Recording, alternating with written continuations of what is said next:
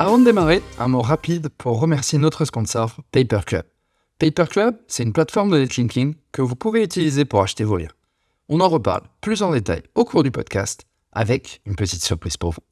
Allez, c'est parti. Salut à tous, j'espère que vous allez bien de retour sur Position 0. Semaine chargée. Exactement. On est sur la dernière ligne droite. Salut Lucas, comment tu vas ? Très bien, et toi Thomas, comment ça va ? Bah écoute, ça roule, hein, le vendredi, on adore. Ouais, c'est franchement vendredi, là on vient de tout tourner, on explique pour ceux qui nous écoutent ou qui nous voient. On a tout tourné d'un coup, donc semaine ultra intense, mais des rencontres incroyables. Donc, et encore une aujourd'hui. Et encore une aujourd'hui. On a la chance d'avoir Valentine Chelius de chez Aircall, que je connais bien parce qu'on a déjà échangé pas mal de fois ensemble sur LinkedIn, sur WhatsApp, plein de sujets différents. Donc on est super content de t'avoir et merci d'être là. Bah, merci de me recevoir. Oui. Yes, Valentine, c'est qui ? C'est un très gros poste, puisqu'on parle de Aircall, une grosse boîte française. On représentera un petit peu plus en détail ce qu'est Aircall par la suite. Mais donc, toi, ça fait 3 ans du coup que tu es chez eux dans le SEO. Tu es aujourd'hui Senior Global SEO Specialist. Donc, je pense que tu as déjà une belle équipe et il y aura plein de beaux sujets à aller traiter, parce que grosse boîte internationale. Tu étais avant Head of SEO chez Getaround. Et c'est marrant parce qu'on reçoit cet après-midi Julie, qui elle est actuellement Head of SEO de Getaround. Donc pour ceux qui nous regardent, c'est anciennement Drivey. On mettra le lien de cette vidéo dans la description pour que vous puissiez y accéder. Donc école de commerce, spécialisée marketing digital. Et pour une petite anecdote, c'est marrant, tu t'es retrouvé du coup à vivre dans la Silicon Valley. C'était quoi ? C'était un stage ? C'était un semestre entrepreneurial à Berkeley. Ah, trop bien. Et donc c'est là que tu as eu un peu le goût pour la tech. Exactement, ouais. Et le marketing, ça c'est top. Et enfin, j'ai noté que tu avais une petite passion, tout comme moi d'ailleurs, pour le voyage et YouTube. Pourquoi le voyage ? Tu as bougé beaucoup au sein de ta... Oui. Bah, le remote chez Aircall, c'est très pratique. Donc du coup, on peut se balader à droite à gauche et voilà. Donc non, j'en profite. Voilà. Donc tu es une habituée du remote ? Oui. Ouais, très bonne. Trop bien. On adore ça chez Live Mentor aussi. C'est top de pouvoir juste bosser et bouger où tu veux. Donc top, trop bien. Et belle présentation. Est-ce que j'ai oublié des choses ? Est-ce que tu veux présenter un petit peu Aircall peut-être rapidement ? Oui. Donc Aircall, c'est une solution SaaS de téléphonie sur Internet, voilà, pour les entreprises et plutôt pour les équipes sales et support. Voilà. Donc c'est une boîte qui a été fondée en France, mais on a des bureaux partout dans le monde. Et voilà, donc c'est une boîte qui vaut 100 milliards et qui a le statut de Centaure aussi, donc qui génère plus de 100 millions de annual recurring revenue. Voilà. Respect. Pour l'anecdote, trop marrant. Déjà, nous, Aircall, je connais super bien parce que pour avoir bossé 3 ans en tant qu'head of SEO chez Live Mentor, toute l'équipe sales l'utilisait au quotidien. Donc très bon outil, je l'atteste. Et pour la petite anecdote, tu parlais de tous les hommes et femmes qui bossent chez Aircall.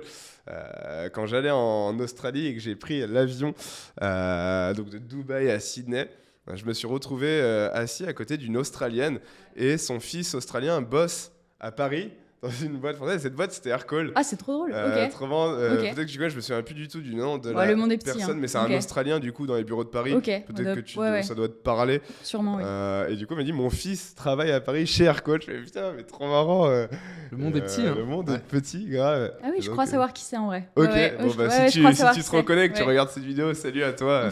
Voilà, mettre un petit commentaire pour nous saluer si tu regardes cette vidéo. C'est clair. Donc oui, il y a beaucoup de monde chez Aircall et donc on est hyper heureux de t'avoir aujourd'hui avec nous. Et je laisse la parole à Lucas pour... Yes, carrément. Du coup, format. on va passer au deuxième format. Mais avant ça, j'aimerais dire un petit mot pour nos sponsors, Paperclub. Donc Paperclub, c'est quoi ? C'est une plateforme de netlinking. Donc ça nous permet d'acheter des liens directement. C'est grâce à eux qu'on peut avoir ce super studio. Donc on les remercie, on est super contents. Il y a une vidéo qui défile en même temps pour que vous découvriez un petit peu comment ça fonctionne. Et on en reparle un petit peu plus tard dans la vidéo. Yes. Mais avant ça, on va passer au premier format. Ce premier format, c'est tout simple. Ça s'appelle la marmite du SEO. Donc c'est un peu côté Obélix. Comment tu es tombé dans la marmite ? Comment tu as découvert le SEO ? Et voilà, comment ça a démarré ? Raconte-nous tout ça. Donc, j'ai fait une école de commerce marketing digital en master. Et j'ai eu peut-être 1 ou 2 cours sur l'acquisition SEO, SEA. Et il fallait que je trouve un stage de fin d'études. Et un peu par hasard, j'ai vu cette offre de SEO pour un stage chez Drivey. Je connaissais rien en SEO, mais je me suis dit, ça a l'air d'être un métier porteur, pas très connu, un peu tech, un peu spécialisé. Donc, j'ai révisé un peu 2-3 trucs trouvés sur Internet, j'ai postulé et ils m'ont donné ma chance. Donc, j'avais aucune expérience en SEO, à part simplement un petit background marketing digital, plus une expérience à Berkeley. Donc ça, je pense que ça a aidé aussi. Et ils m'ont donné ma chance. Et voilà, donc du coup, mon manager de l'époque m'a formée de A à Z pendant 6 mois. Voilà, donc formation, on était assis l'un à côté de l'autre, il m'a montré tous les rouages. En plus, Drivey venait de se faire racheter par Getaround. Donc, on commence par une migration, donc un rebranding total. Donc, on passe de Drivey avec des drivey.fr.de à fr.getaround.com. Donc, c'était vraiment des sous-dossiers par langue et tout ça. Donc, la marque est morte, on en lance une nouvelle. Donc, très beau use case, très bonne formation intense. Et voilà, donc mon manager, Thibaut, à qui je dois beaucoup, qui est maintenant Head of SEO chez Doctolib, est parti. Et moi, je suis partie chez Aircall. Voilà. Salut Thibaut. Ok. Voilà. Salut. S'il veut venir, C'est très sympa de recevoir Doctolib. Doctolib. On est chaud, mec. Et du coup, qu'est-ce qui t'a plu dans le SEO et qu'est-ce qui fait que t'es resté dedans et que t'es toujours dedans aujourd'hui, maintenant? Alors, ce qui m'a plu, c'est de découvrir un outil qu'on utilise tous les jours qui est Google. C'est-à-dire que quand on fait une recherche Google, ce qu'on fait régulièrement tous, on ne sait pas ce qu'il y a derrière, en fait. On ne sait pas comment le résultat arrive en premier et tout. Donc, en fait, j'ai adoré regarder ce qu'il y avait sous le capot. Et c'est un métier qui est hyper complexe, qui touche à la technique, qui touche à la créativité, quand il faut faire des études sémantiques, des architectures de sites. Ça touche d'autres départements aussi, parce qu'on peut être un bon SEO, mais pas être dev, pas être designer, pas... Donc, il faut être en contact avec des autres équipes. Donc, même si on n'est pas customer-facing, il faut aussi s'intégrer au reste de la boîte pour que nos recos sortent, en fait. Donc, voilà. Donc, c'est un métier dans lequel on ne s'ennuie pas et qui nourrit, du coup, la curiosité. Et voilà. Et c'est vrai que on est dans un métier où il y a plein de sous-métiers, pas sous au sens c'est moins bien, mais si t'aimes le côté commercial, potentiellement le netlinking, les backlinks, aller convaincre des gens, ça peut rentrer dans ce que t'aimes faire. T'aimes écrire, t'aimes le contenu, ça va aussi rentrer dedans. Il y a vraiment... C'est vrai que tu t'ennuies pas, parce que pour moi, un bon SEO, c'est quelqu'un qui reste étudiant toute sa vie au final. Ouais, t'apprends tous les jours. Qui se veille, t'apprends constamment, et le jour où t'apprends plus, c'est que ça devient chelou déjà. Donc tu penses que tu connais tout, non? C'est un peu ça. Ouais, non. Donc non, c'est clairement, c'est vrai qu'on s'ennuie jamais. Moi aussi, pour le coup, tous les deux, on est aussi tombés dans la marmite du SEO, donc tu prêches des convaincus. Hein. Ouais. Mais je suis complètement d'accord à ce sujet.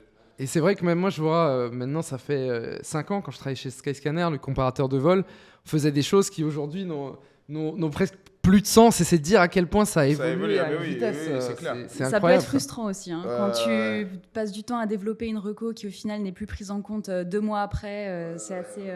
non. C'est vrai. Ouais. Et du coup, est-ce que ton meilleur souvenir depuis que tu fais du SEO, raconte-nous ça. C'est pas de meilleurs souvenirs en particulier, c'est plein de petites victoires, tu vois. Par exemple, tes données structurées qui sont bien implémentées, tes aggregate rating qui sortent dans la SERP, tes pages qui sont indexées comme il faut. Quand tu lances un projet qui a mis des mois à être créé et tout ça qui sort live aussi, ça c'est super. Par exemple, je sais pas, développer une nouvelle section du site, t'impliques le design, t'impliques le contenu, t'impliques les devs. Donc ça, tout le monde est sur le pont pendant des mois, et quand ça sort et que ça rank et que ça génère du trafic, succès. Voilà. Donc c'est, j'ai pas un projet en particulier, mais juste quand tes projets sortent et que ça fonctionne, quoi. Ouais, voilà. Superbe. Et tu parlais d'indexation, petite question là-dessus. Vous êtes sur Aircall, vous êtes sur... Donc c'est du B2B, hein, Ouais. pour les professionnels. Vous êtes sur combien de pages un peu? On est un petit tu site. peux nous donner on une a idée 3000 pages indexées. On est un petit site. Donc, on a moitié des pages qui sont des pages produits et des pages intégration. Et moitié pages de blog. Donc, voilà. Et ça en 4 langues. Donc, vraiment 3000 sites tout confondu. 3000 pages, toutes langues confondues, tout type de pages confondues. Donc, petit site. Voilà. Ouais. B2B. Hein. Petit Voilà. site, mais qui te demande déjà pas mal de boulot. Oui, ça oui. Mais c'est vrai que cette question, je la trouve importante parce que ça permet de... Tu n'as pas du tout la même stratégie si tu as 3 millions de pages que 3000 pages. Et je pense qu'on va avoir des auditeurs de un petit peu de tous les niveaux. Donc c'est intéressant, je trouve, d'avoir une idée. Ok, sur quel type de site de quel type de site on parle et voilà combien de pages il y a là-dessus. Mais trop bien. Et ben, pain sur la planche. Ouais, pain sur la planche, ça me me plaît bien.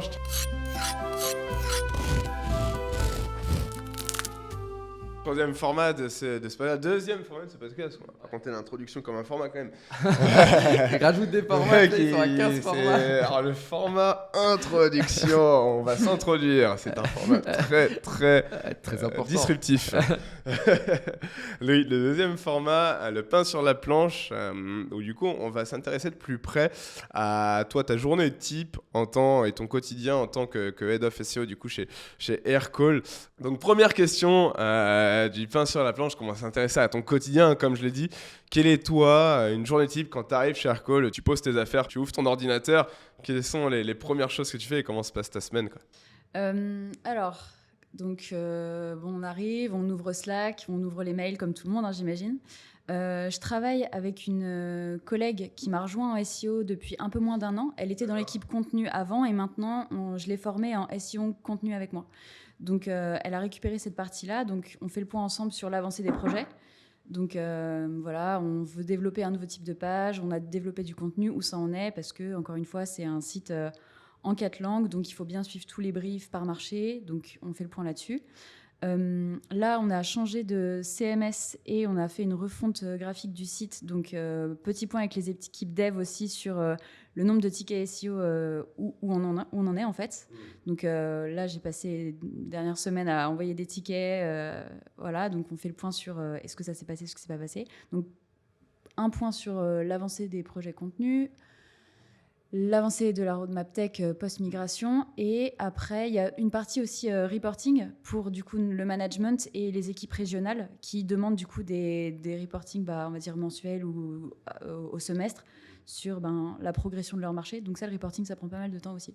Quel genre d'indicateurs que tu regardes en SEO typiquement pour nos auditeurs? Ouais, on va regarder donc tous les KPI du funnel organique. Donc c'est de l'inbound.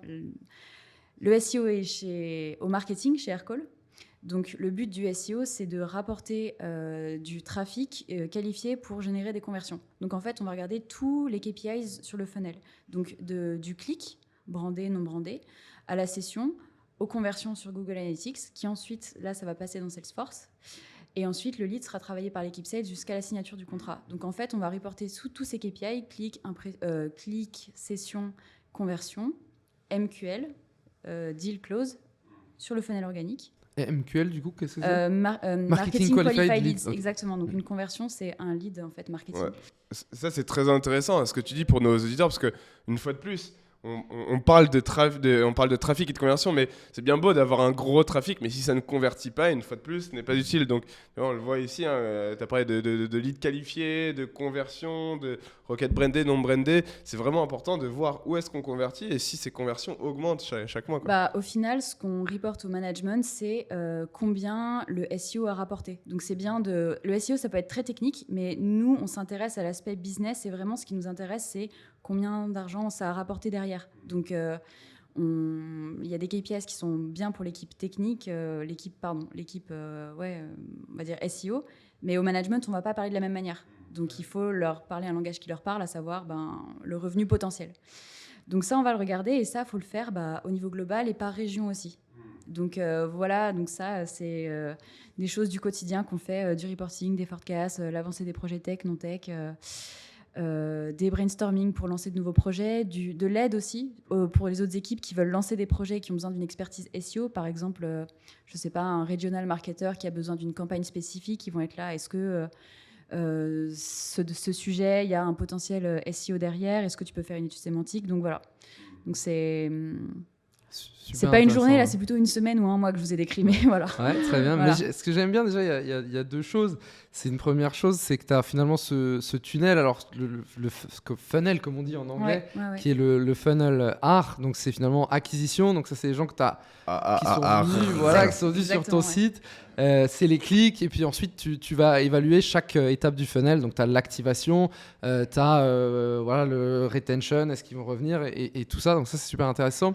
Et un autre point que tu as souligné qui est encore plus intéressant, c'est que quand tu es un peu in-house, c'est-à-dire que tu travailles en tant que head of SEO dans une société, tu as aussi un poste où tu dois te coordonner avec les autres personnes. Et typiquement, tu vas pas aller parler de trafic aux actionnaires parce qu'eux, ils s'en foutent que tu as eu 1 million de trafic. Ce qu'ils veulent voir, c'est combien ça a rapporté. Exactement, ouais. Et c'est ça aussi une position de Head of SEO dans une boîte. Tu es finalement au milieu. Il faut réussir à convaincre tout le monde. Et toutes les parties prenantes. Ouais, Et exactement. aussi montrer le potentiel du SEO, tu vois, l'évolution de la volumétrie, où est-ce qu'on en sera dans 2 ans, dans 3 ans, dans 4 ans, quel est le potentiel pour nous sur ce canal d'acquisition, parce qu'on le répète, le SEO est aujourd'hui le premier canal d'acquisition en ligne, bien devant l'emailing, les social ads, Facebook, Instagram, bien avant les Google Ads, bien avant plein d'autres sortes d'acquisitions.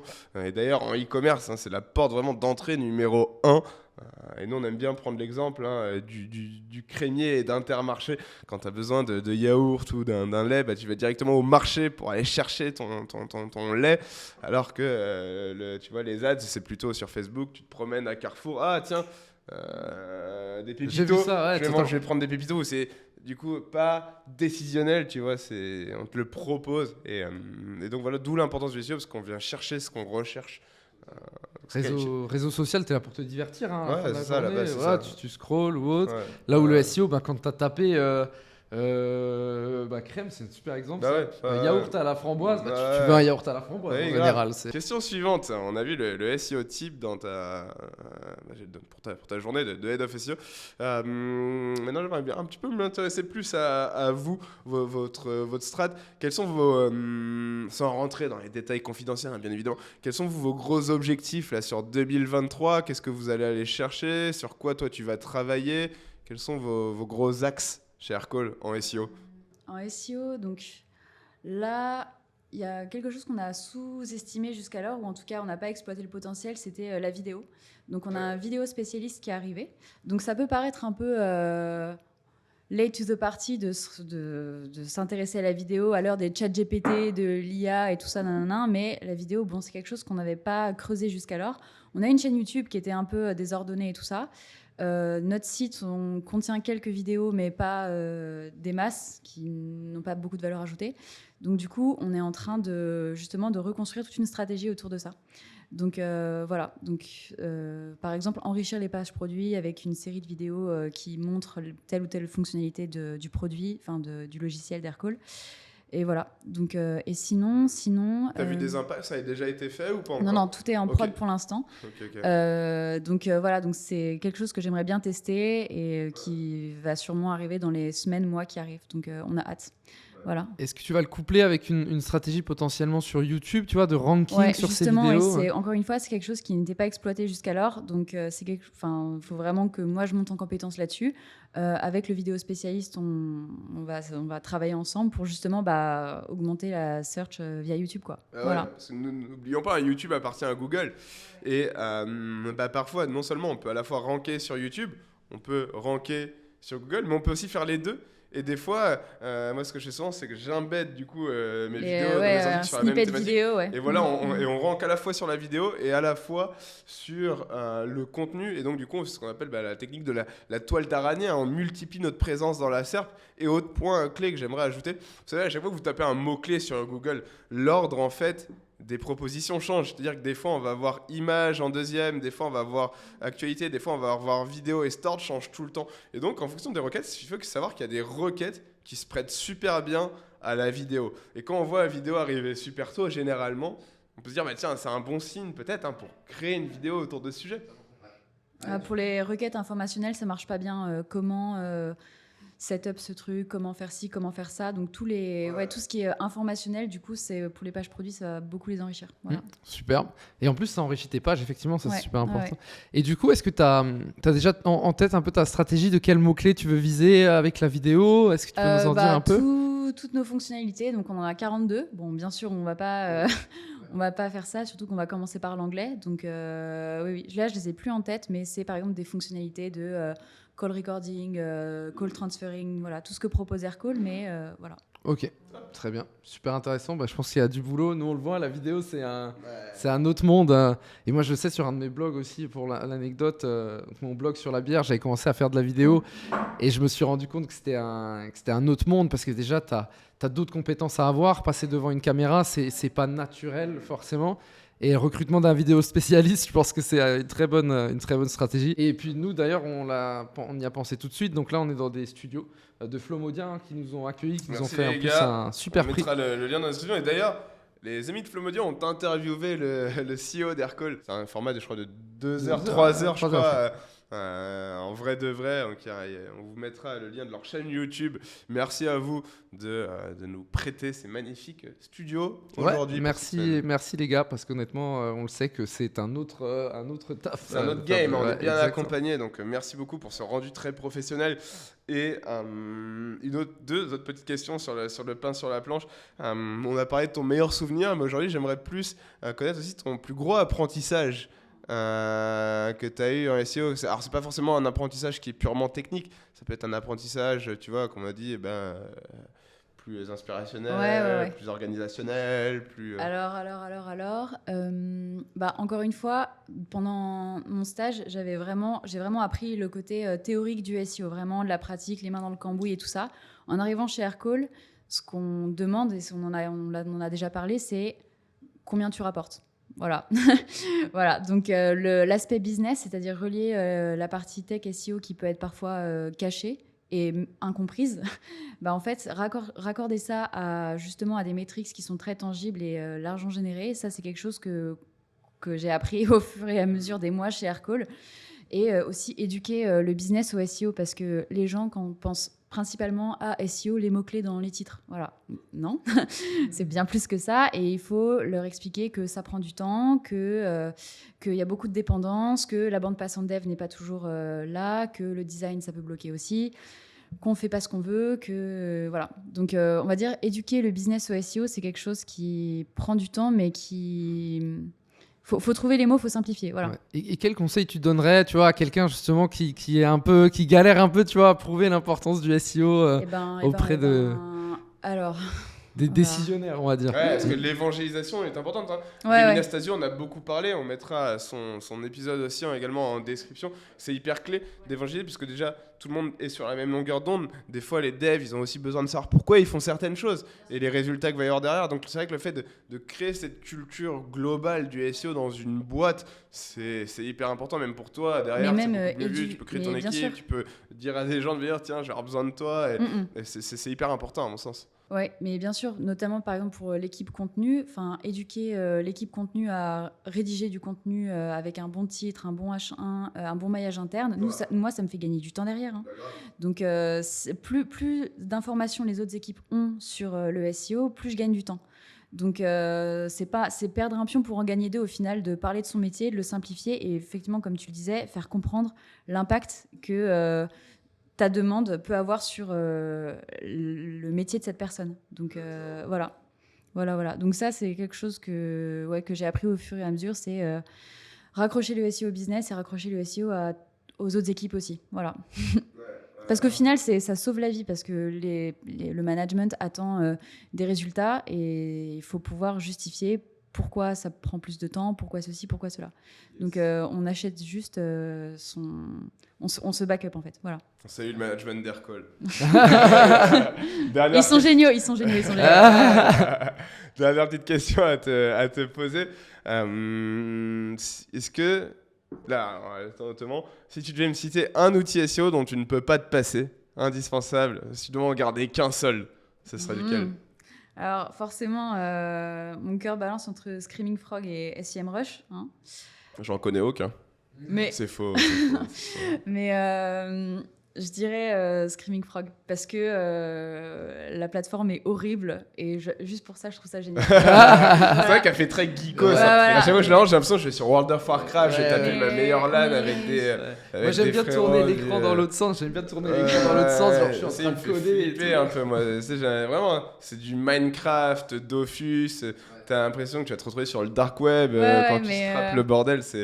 mais ça, c'est c'est marrant. trop bien, Mais il c'est est bien. trop bien. Un outil qui a un rapport qualité-prix qui est incroyable. Mais oui, gratuit en dessous permet de de faire 500 URL. URL gratuites. Ouais. Et même sinon, tu achètes une licence et ça peut te servir à Mais vie quasiment. Quoi, donc. moi, je trouve que c'est vital. En vrai, ta pyramide du SEO, c'est la technique. Il faut que tu puisses voir le site comme Google le voit. Et si t'as pas un bon crawler, bon, après, il y en a plein d'autres. Hein, mais Screaming Frog, j'ai appris là-dessus. Et du coup, que je veux bien moi creuser un petit peu comment tu utilises Screaming Frog, tu vois, cas d'usage peut-être un peu. Alors, donc, vu qu'on a, comme j'ai mentionné, on a changé de CMS et on a fait une refonte graphique du site. On a fait beaucoup de crawl avant la migration et après. Donc, comment on crawl ? Moi, pour pas trop me polluer, j'exclus les sous-domaines. On a un sous-domaine help sur Intercom. Donc ça, j'exclus. Qu'est-ce que j'exclus aussi ? Deux, trois ressources qui n'ont pas de valeur ajoutée pour ce que j'ai envie de voir. Et après, on crawl, quoi. Donc, ce que je regarde en premier, c'est les response codes. Donc, voilà. Peut-être expliquer, ouais. Donc, les codes de réponse. Donc, un site qui est sain, c'est un site qui répond majoritairement en 200, dont les pages sont indexables. Il peut y avoir quelques redirections en 301, 308 et le moins d'erreurs possible, bien sûr, en 404 ou en 500 pour les erreurs serveurs. Voilà. Mais donc, on regarde les codes de réponse. Quoi d'autre ? Moi, c'est ce que je regardais en priorité. Est-ce que j'ai bien le même nombre d'URL avant crawl et avant migration, après migration ? Est-ce qu'on a perdu des choses ? Donc, est-ce qu'on a perdu des URL ? Est-ce qu'on a perdu du marquage de données structurées ? On en a perdu un peu. Est-ce qu'on a perdu des meta tags ? Est-ce qu'on a... Donc là, je vous parle d'un cas très spécifique de comment j'utilise Screaming Frog ces derniers temps. C'est pré-migration, post-migration. Je trouve que c'est intéressant. Donc vraiment faire des comparatifs de crawl avant-après, voir ce qui a pété, voir ce qui manque, et ensuite du coup tout le monde sur le pont, ticket au dev, et voilà quoi. T'as un exemple pour les éditeurs par exemple quand tu parles de perte des métatags, un peu un exemple, ce que ça peut correspondre et comment le corriger? Par exemple, alors les métatags, est-ce qu'on a perdu? Non. Ils avaient sauté en site de pré-prod quand on a passé le CMS d'un CMS à l'autre en staging, environnement de pré-prod. Là, il y a eu pas mal de casses, mais tout est sorti comme il fallait. Mais non, qu'est-ce que je peux vous dire là? Un très bon usage de Screaming Frog, par exemple, là, victoire de ce matin même. Voilà, donc je peux vous en parler parce que j'étais contente. J'ai crawlé le site et j'avais des milliers de pages en 400 et 300. Donc voilà, erreur et redirection. Des milliers de pages que je n'avais pas avant. Voilà. Que le crawler voyait, qu'on ne retrouvait pas dans le code source. Donc impossible de les voir. On était là. Pourquoi Google voit ces URL horribles, qui étaient en fait des URL dont les slugs étaient dupliqués et mixés, donc des URL qui n'auraient jamais dû exister. Donc le crawler les voyait par milliers. Nous, on les voyait pas sur le site. Clic droit, inspect, impossible de les trouver. Voilà. Et donc on se demandait d'où ça venait et tout, et finalement un des devs a vu que c'était une sorte de cloaking qui était généré par le CMS. Donc cloaking, on veut pas ça du tout. Le cloaking, c'est quand on sert à l'utilisateur quelque chose de différent de ce que Google voit.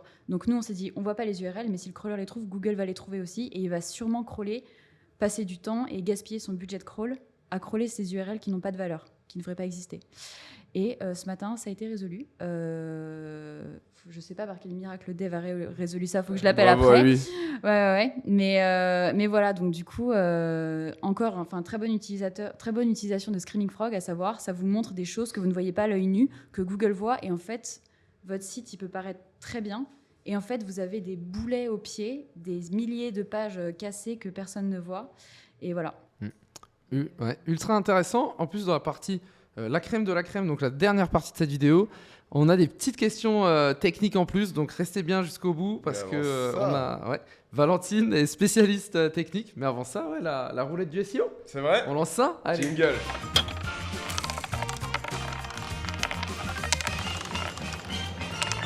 Du coup, le concept de la roulette, c'est très simple. Tu vas tirer 3 papiers. 3. Et sur chacun, il y a une question, mais tu peux d'abord en tirer un déjà. Parce que parfois, ça nous est arrivé de ne pas avoir le temps d'en tirer 3. Ah ouais? Pas tout de suite. Ouais. Netflix ou running? Yes. C'est bien, pour une fois qu'on a une question un peu pas SEO. C'est vrai. On a mis plein dedans, mais il n'y a que du SEO. C'est vrai, c'est rare. Alors Netflix ou running, ça dépend de la saison. Running en été et Netflix en hiver. Voilà. Ah, c'est pas mal comme réponse. C'est Netflix and chill. Ouais. Netflix and chill. Très bien. Vas-y, tu peux tirer un autre.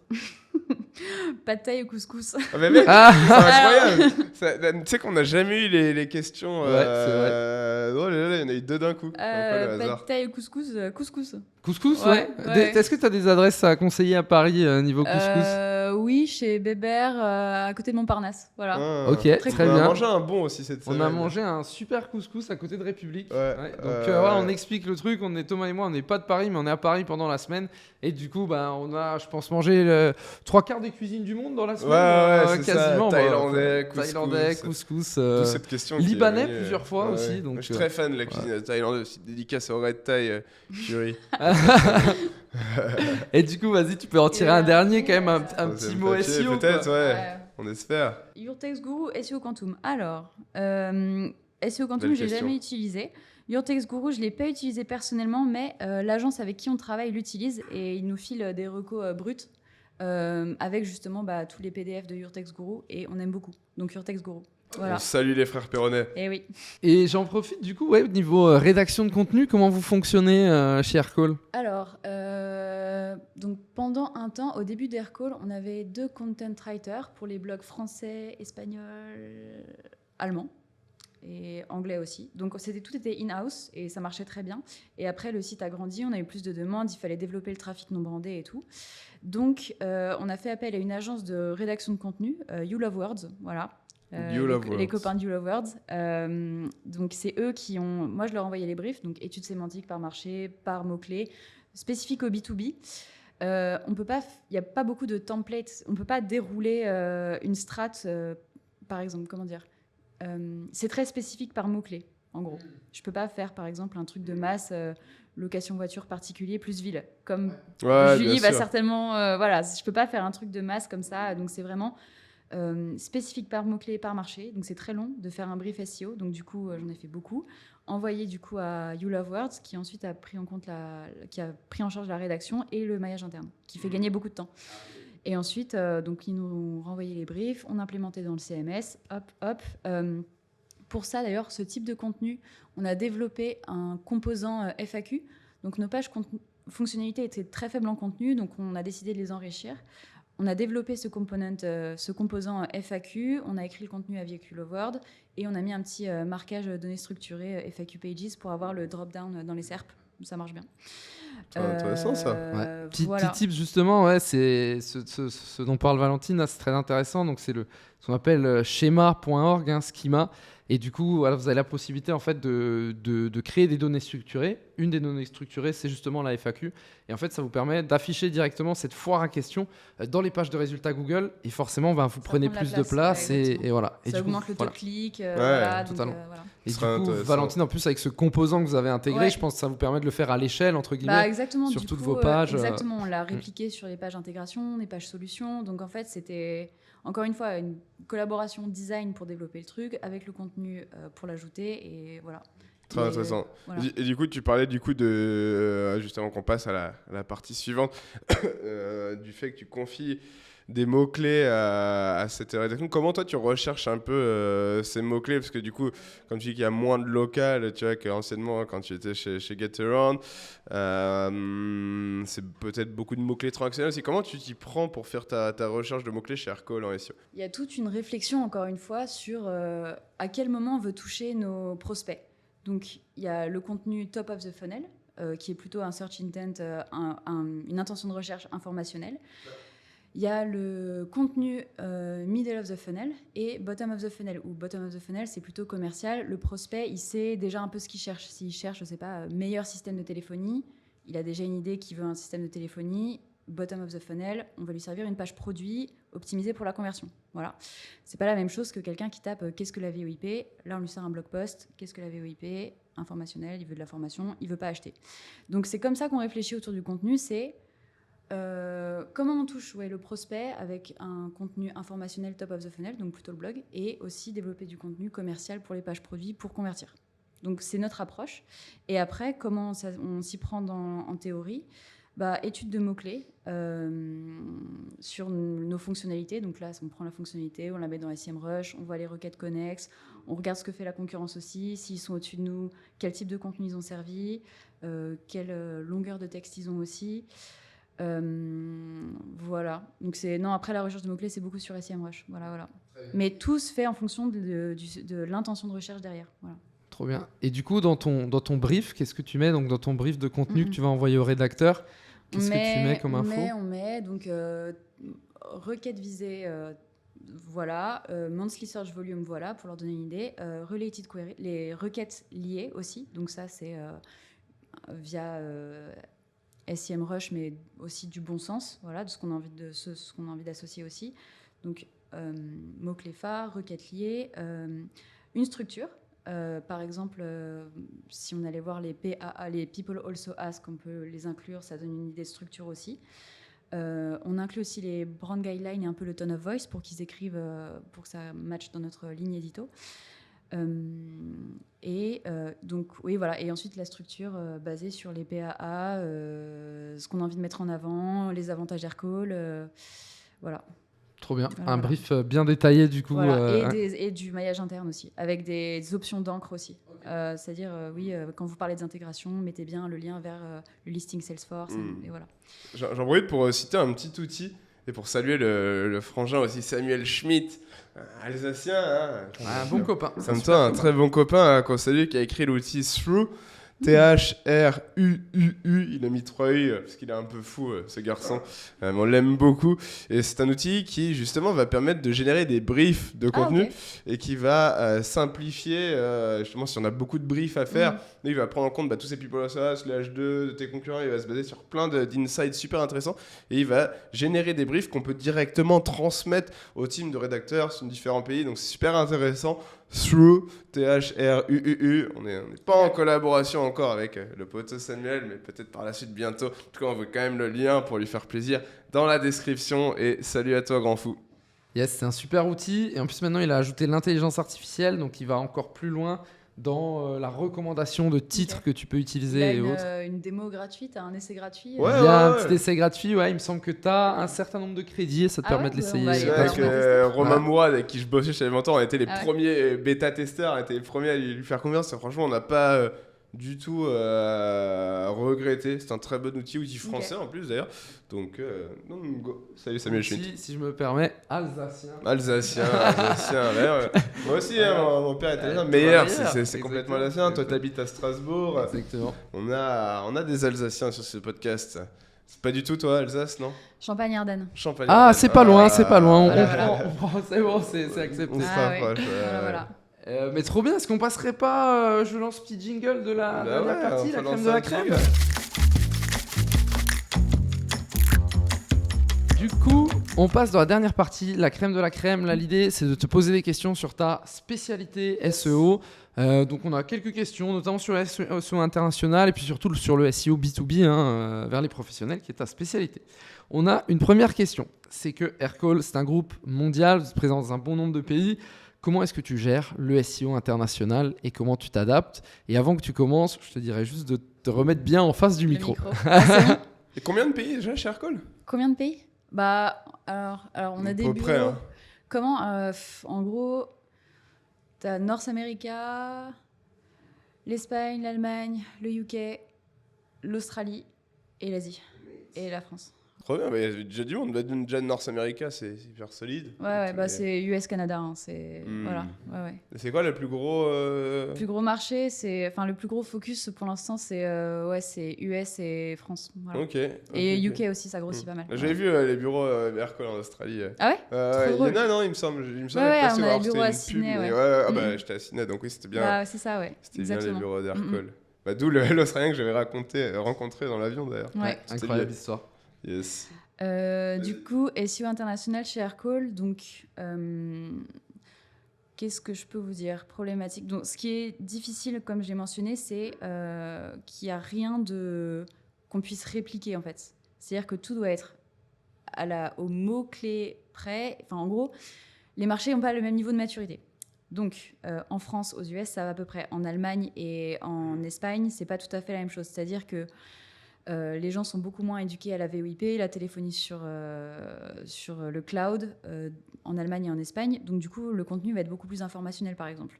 Alors qu'en France et aux US, on va développer un contenu qui est déjà plus commercial, beaucoup plus poussé et tout. Donc, déjà, le contenu pas le même type de...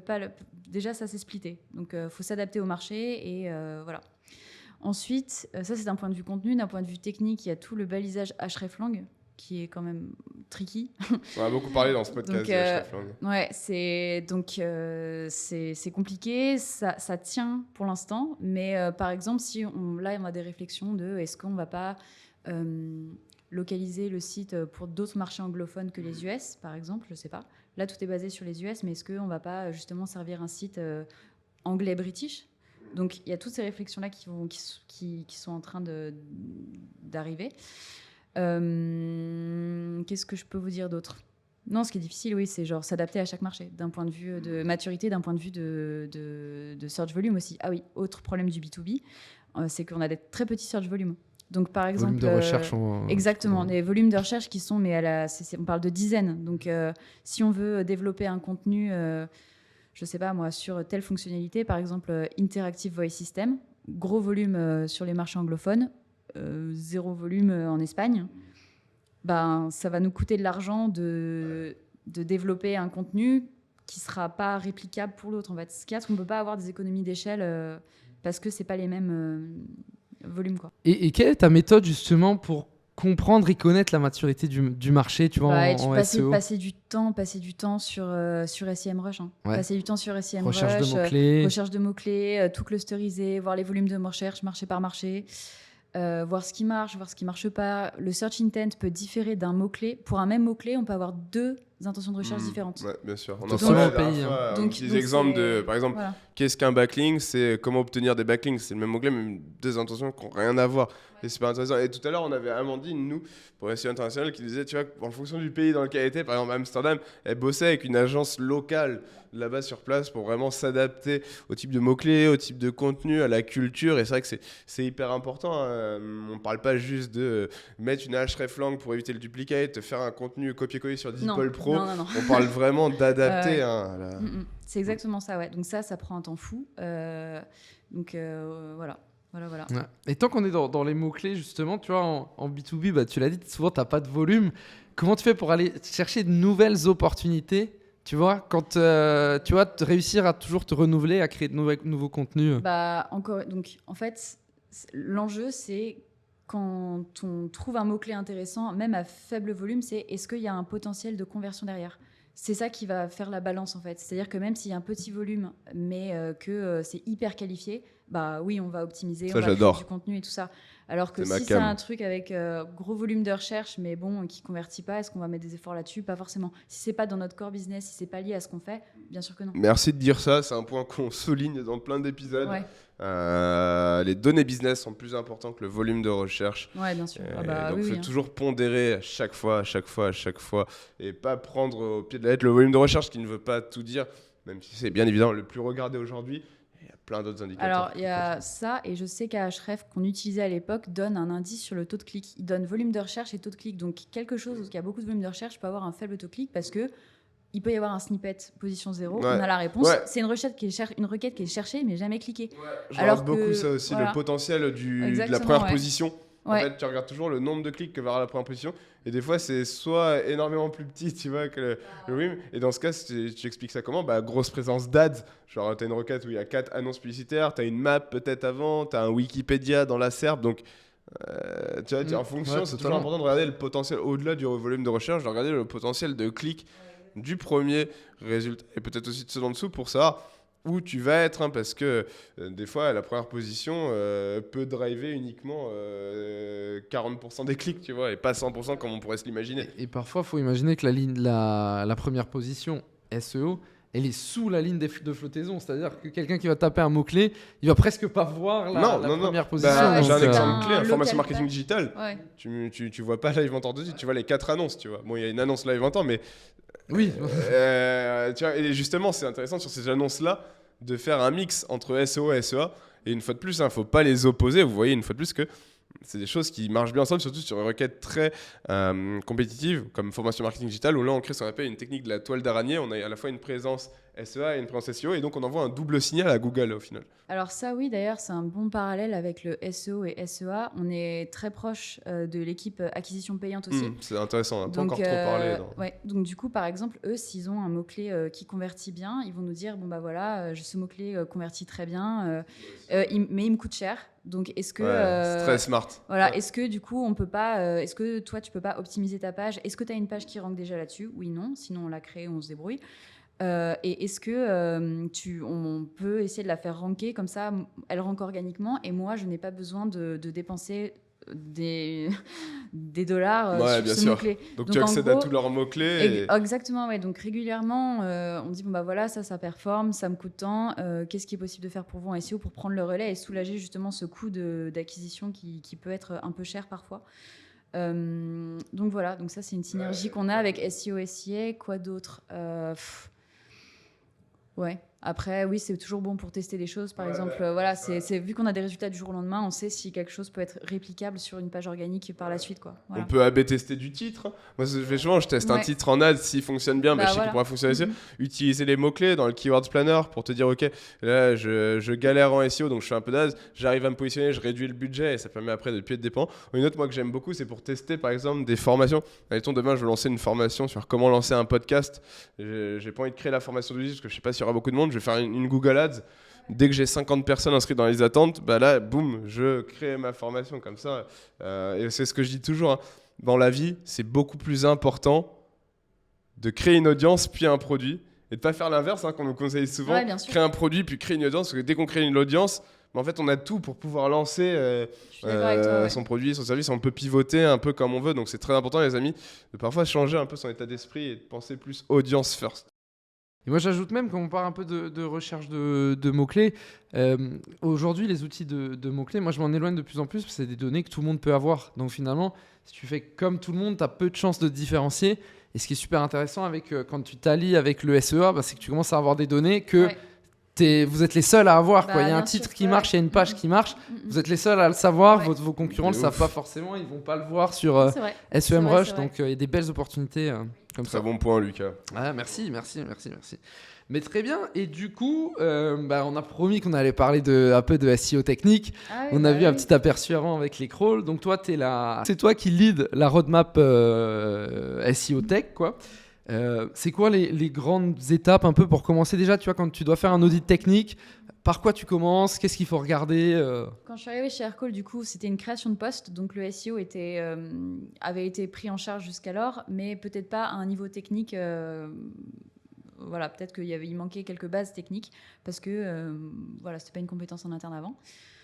Du coup, qu'est-ce qu'on regarde? Encore une fois, les codes de réponse. Non, déjà, on regarde si tout est bien paramétré chez Google. Genre, si la Search Console est bien paramétrée, Analytics est bien paramétré, si le rapport d'indexation est bon, si le sitemap est bien fetch, enfin, des trucs de base. Crawl, pour voir ce qui se passe. Est-ce qu'il y a des trucs à cleaner? Est-ce qu'il y a des redirections à changer? Est-ce qu'il y a des pages à killer aussi? Et ensuite, on revérifie tous les meta tags. Voilà, c'est voir si les pages sont bien positionnées. Qu'est-ce qu'on peut dire aussi? On flag les pages low content, les pages qui ont peu de contenu. Donc ça, c'était le cas quand je suis arrivée. D'où tout le travail avec You Love Word pour peupler ces pages en contenu. Donc tu faisais quoi avec ces pages? Tu les recomplétais ou tu les redirigeais? On les complétait. Elles existaient, mais il y avait peu de contenu qui leur permettait de ranker. Donc du coup, on développe le contenu et voilà, ça regroupe ce que j'ai dit tout à l'heure. Avec des résultats derrière, quoi. Ouais. Et du coup, tout ce travail se fait, le débrief du crawl, tout ça, après, ça se fait avec l'équipe dev, du coup. On a une équipe qui s'appelle le studio. Salut le studio. Salut le studio. Ah ouais, on a beaucoup bossé avec le studio, là. Qui gère les devs et les designers. Et c'est eux qui font passer toutes les recos tech. Voilà. Donc il y a beaucoup de bandes passantes chez Aircall et ça, j'en suis très reconnaissante. Voilà, parce que c'est pas le cas partout. Donc voilà. Donc en fait, c'est un peu au jour le jour la roadmap technique. Hein. Mais déjà, il y a un point super intéressant avec Thomas, on en a parlé plein de fois, c'est que souvent, tu sais, quand on arrive dans une société ou autre, premier réflexe, c'est créer plus de contenu, faire du nouveau. Alors qu'en fait, là, tu le prouves, t'es arrivé, première chose, je fais un audit technique, je vois les pages où il n'y a pas de contenu. On commence par ça, parce qu'elles sont déjà sur Google et je vais un peu les renforcer. Ouais, le pyramide SEO, la base, c'est quand même la technique. Donc, si le site ne passe pas le contrôle technique, du coup, pour être indexé comme il faut, ça sert à rien de développer du contenu, quoi. S'il y a une balise no-index sur toutes les pages, il va rien se passer, quoi. Contrôle technique, c'est pas mal, ouais. Mais bien sûr, mais oui, c'est-à-dire que,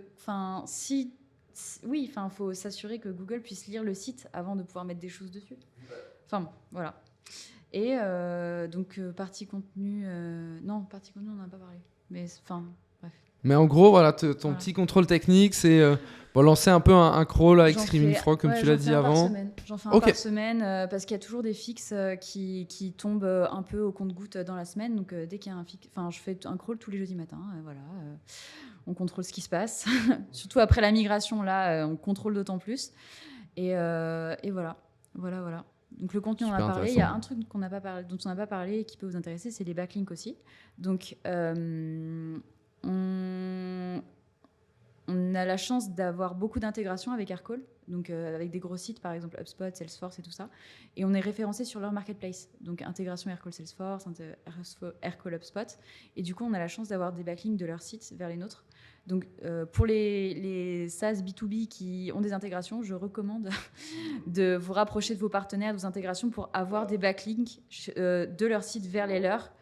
Parce que ça coûte rien. Souvent, c'est un lien qui est déjà là par défaut, mais vérifier qu'il y a une balise follow et que l'encre est pas mal, quoi. Et que c'est pas une on avait fait un peu de netlinking ensemble avec Valentine. Avec Live Mentor, c'est vrai. Ouais. Voilà, le blog Guest Post aussi, ça marche aussi. On a fait ça. Moi, je crois que j'avais fait un truc. Faut qu'on se reparle d'ailleurs à ce sujet. Sur Playplay, non, je sais. Et toi, on en profite pour remercier Paperclub une fois de plus. Donc on parle de popularité, une super plateforme. Je sais pas si tu as déjà eu l'occasion de tester, mais dans quel cas, comme vous l'avez dit, on a un code promo moins 30% sur votre premier backlinks avec Paperclub, qui est une super plateforme de netlinking qu'on vous laissera tester. C'est valable pour toi aussi si tu veux essayer. Très bien. Mais chez Drivey Getaround, on achetait des liens sur des plateformes. Je le fais plus maintenant. Maintenant, l'agence s'occupe de notre netlinking, donc ils ont un budget et ils savent sur quoi travailler. Mais oui, non, ça fait longtemps que je suis pas allée sur une plateforme de liens. Mais j'irai faire un tour sur Paperclub. N'hésite pas à en parler à Aircall. Ouais. On les remercie, c'est grâce à ça qu'on a un super studio. Et comme dit, en plus, vous avez droit à une promo 30% sur un backlink. Donc, voilà. C'est noté. Voilà. Et du coup, c'est fait sens avec la dernière question. Et la dernière question, c'est pour toi, le pilier le plus important du SEO, c'est lequel ? Mais la technique. Ok. Donc je rappelle juste, j'ai pas posé la question complètement. On dit souvent, avec Thomas, on dit le SEO c'est un tabouret. Il y a trois piliers: pilier contenu, pilier popularité, pilier technique. Et du coup, pour toi, la structure du site, ça change beaucoup. Tu vois, dans le B2B, je pense que. Oui, mais après content is king aussi, tu vois. Donc en vrai, je dis le plus important, c'est juste ce que je préfère faire. Mais après, on a besoin des trois, voilà. Mais là, c'est juste le cœur qui parle, voilà. Ouais, c'est vrai que c'est dur de dire lequel est le... Pour moi, il y a peut-être plus important qu'un autre. Peut-être le contenu, parce qu'il est à la base tout. Mais encore, c'est compliqué de dire ça. La technique est nécessaire, il y a la popularité nécessaire. En fait, si on travaille pas les trois en même temps, il y a un bout du tabouret, un pied du tabouret qui va tomber. Par contre, si on raisonne en termes de pilier favori, moi, c'est team contenu fort. Tu vois, j'adore le netlinking aussi, un peu moins la technique, mais j'en fais aussi. Mais la conversion, j'adore ça. Mais vraiment, moi, c'est team content fort. Okay. Je trouve que ça dépend aussi du type de site que tu as. Tu vois, si tu as un gros site e-commerce avec des milliers d'URL, tu peux pas délaisser la technique, c'est clair. Peut-être si tu as un petit blog ou autre, il faut aller contenu. Et c'est pour ça que je pose toujours cette question de taille de site au début, parce que je trouve que c'est vraiment différent selon ta taille. C'est vrai. Et selon ce que t'aimes en plus. En tout cas, on va passer sur le passage sur le grill. Merci beaucoup, Valentine. Super épisode. Super épisode, plein de feedback. Merci beaucoup pour ta présence. Et du coup, le passage sur le grill, concept tout simple. Tu vas auditer un site en direct. Ça se passe sur une autre vidéo parce qu'il faut qu'on partage l'écran et tout. Donc voilà. Et du coup, Et merci encore. Ouais. On enfile, la tuck là et Prends ton petit on barbecue, ouvre le fourneau, voilà, c'est ça. on va se mettre là au bord de la plage. Moi, je vais me servir une petite limonade le temps que Valentine allume le barbecue et commence à passer sur le grill. N'hésite pas, il y a plein de petites sauces, de petits accompagnements. On a des herbes de Provence, du D'accord. poivre, L'herbe de je sais pas Provence ce qu'on a, à du Href, fromage, l'herbe de Provence à le- Href. On a tout ce qu'il faut, hein, Magnifique. donc voilà, nous on va se préparer et j'ai hâte de manger. Ciao les amis! Merci à tous.